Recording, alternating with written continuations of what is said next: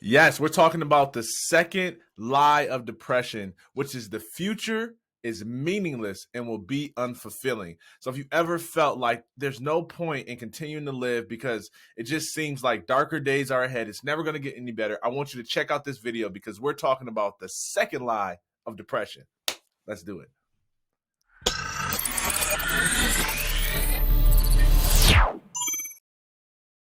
Hey everyone, it's Darryll Stinson, a two-time TEDx speaker, your speaker coach and purpose architect, and I'm so excited to share with you this second lie of depression. This is something that means the world to me because many of you know that I am a former Division I athlete who attempted suicide multiple times because the end of my athletic career. I've been not labeled, but I've been diagnosed with clinical depression, self-diagnosed with ADHD, and probably got a bunch of other stuff if I actually got tested. But I don't look into all that because I'm not in search of what's wrong with me. I'm actually a fan of what's right about me. And I think that's a good tip. So that was just a bonus little nugget for you. Is focus on what's right with you instead of just what's wrong with you. Now, let's get into the second lie of depression, which is that the future is meaningless and will be unfulfilling. When I ended my athletic career, I thought that there would be nothing in life that fulfills me like sports did. I knew I could be successful at something else, but I didn't think that I would be fulfilled by anything other than sports. You got to remember, like, I had put my whole life towards this. This was what I loved waking up doing. And everything that I was researching, every book that I was reading, even religion that I was studying, when they talk about this concept of purpose, it always has to do with like this work that we are commissioned or called to do. And I remember people asking me like, well, yo, what are you passionate about? And I'm like, I was passionate about sports. What would you do if like you had a limited amount of money, or if you knew there was no failure? My answer was sports, and again, more sports. And so none of this stuff was really helping me. And I'm like, man, this sucks. If people are telling me that, like, hey, you'll just find another purpose, another passion, and I couldn't find one because I wanted to be an athlete. And that thought that I would never be able to be an athlete was what drove a lot of the depression. Because if I couldn't have what I wanted in life, what was the point of living life? On top of that, I had a girlfriend who I was dating for 4.5 years. She left me, had got engaged to another man. And so I didn't think that there was another person that I could fall in love with like I was in love with her. And that caused me to not want to stay on the planet to pursue a relationship. And so rather than, not looking for fulfillment in a career, I could have looked for fulfillment in a relationship, but didn't think that there was that in my future as well for me. And I know that there's a lot of people who face these thoughts. I hear it in their voice when I talk to them, because I get approached a lot of times where people are asking me about their son or their daughter who's going through depression, their friend or their sibling or their parent who's going through a really tough time, or even themselves personally. And I hear this language in their voice that, when they think about their future, it doesn't seem very bright. It doesn't seem exciting. They don't really have anything that they're passionate about. And they're like, man, what's the point? What's the point of, uh, you know, cognitive restructuring and going to therapy and journaling and reading personal development books and professional development books and self-help books? And what's the point of investing in myself and doing all of these things when I really am just trying to keep myself alive for something that I don't want to be alive for? Or if you're not in that suicidal phase yet, which if you are, like, please contact the National Suicide Prevention Hotline or any of the other resources that's listed in the description of this video. And then we have some resources that we'll be happy to send you as well. So just feel free to leave a comment, ask for the resource, or go to my contact page on my website. I want to make sure that we're serving you. But even if you're not at that point of suicidal ideation, you may just be stuck in this rut of depression where you don't feel like getting up out of the bed and investing in yourself. You don't feel like journaling, meditating. You don't feel like eating the right things. You don't feel like exercising, even though you know these things could help your overall mental well-being. You just literally don't feel like it because you have this belief that the future is going to be meaningless and unfulfilling. And I just want you to know that that is a lie. The first reason why that's a lie is because everything you've been through, you take the lessons of your journey into your future. And so it can't help but to get better from here because you're better. You can't tell me that when you look at yourself 2 years ago, even if you felt like you had more happiness because of a relationship or career of some sort, like I did. I had a relationship, I had football. Even when I look back and I look at what I've lost, I also know that there was lessons in everything that I lost. I love what one of my friends, Andy Henriquez, learned from his mentor is that when you lose, don't lose the lesson. When you lose, don't lose the lesson. What does that mean? That means like if you had a failure, if you feel like you lost something in the past, you may have lost it, but don't lose the lesson of that situation. I always tell people, even when they lose a loved one that's close to them, like obviously grieve healthily. Like I believe God wired us to grieve. Like we are allowed to grieve. We don't have to snap ourselves out of sadness every single time. We should feel that if the relationship meant anything to us. But I always say that the best way to honor a person's legacy is to live out what they saw in you. Take your loss and take the lessons, excuse me, out of your loss and apply it to your life today, and it always is going to get better.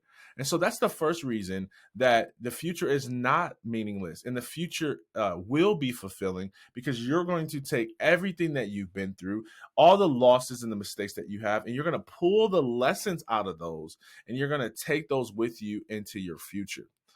The second reason why this is a lie is because it causes you to fantasize about a future that you don't even know what's possible or what's going to happen yet. Like, how many times did you set out in the beginning of the year with all these goals and plans, and it was all perfect? You had quarterly goals, and then the year starts to play out, and you're in a whole different position than what you thought you were being. I mean, think about the pandemic. I mean, at the time of the recording of this video, we're still at the tail end of COVID-19 pandemic, excuse me.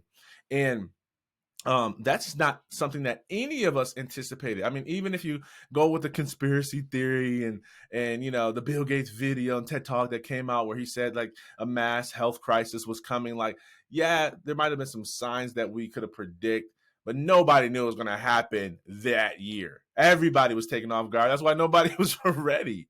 And so I say all that to let you know that a lot of times when you are feeling depressed and anxious about the future and it feels like it's going to be meaningless, it's because you are allowing your mind to tell you a story about your future that isn't true.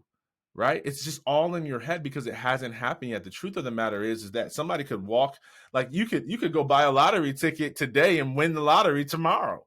Like you know how many times where I was in discouragement and somebody picked up the phone and called me to give me an encouraging word. I would read something on the screen on social media and really be encouraged. I would listen to some motivational, like I would find something that I didn't think would help pull me out of it, and it would help me to start to be happier, to have hope, to have anticipation and expectation of good things happening in my future. And so the fact that you might be feeling depressed because you just feel like there's nothing to look forward to in your future is an absolute lie, because you don't know what tomorrow will bring. Tomorrow's not even promised to any one of us. So why kill yourself today over something that hasn't even happened tomorrow? And I'm like pausing because like that was my thought process. Excuse me, that wasn't my thought process when I was in depression. I was like, man, tomorrow's going to be terrible. My future's going to be terrible. So why keep going today?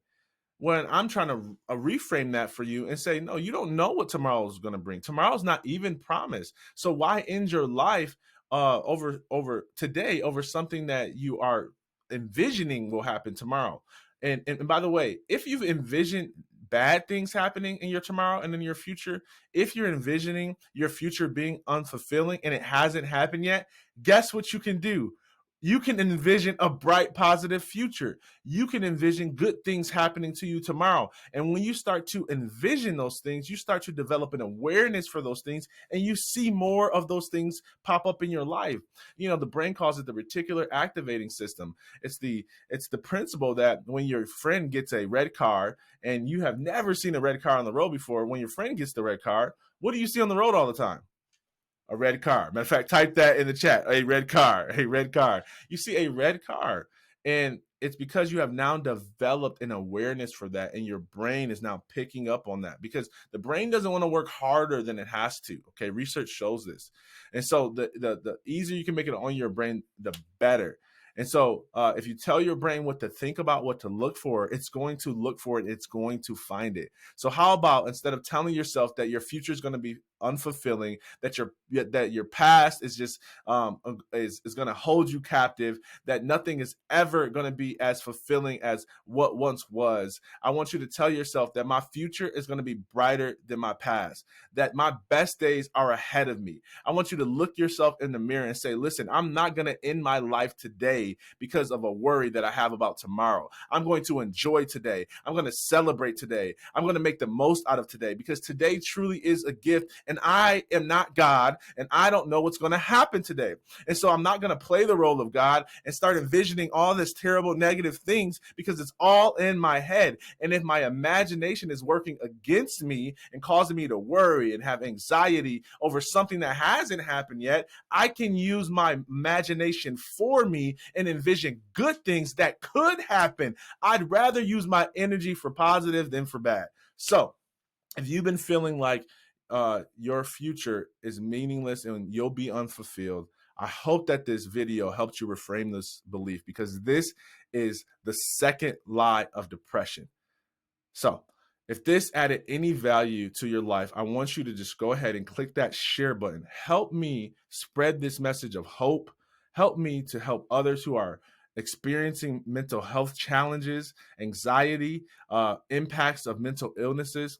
You can help me do that by just clicking the share button, because when you do that, your friends, your families, your social media stalkers get the encouragement that comes from this message, and we all get better together. So I would really appreciate it if you would do that. And let me know, what was your favorite takeaway, and what lies has depression been telling you? Maybe I'll do a post about it and give you my perspective. I would love to learn from you as well. Drop a comment. Let me know, what lies has depression been telling you, or what lies has depression told you in the past when you were facing that depression. All right. So that's it. I can't wait till next week till you see the third installment. Or if you're watching this when they're all out, you're probably just going to binge watch through. That's fine. Make sure you engage. Make sure you share, because I'm putting this out there to the world for free, because I just believe in putting good out there, and I want these messages to get out there to the masses, and I need your help. So I love you. I appreciate it. Until next time, remember that life has a way of awarding us second chances, and second chances exist so that we can finish strong. Go out there and finish strong, my friends. Peace.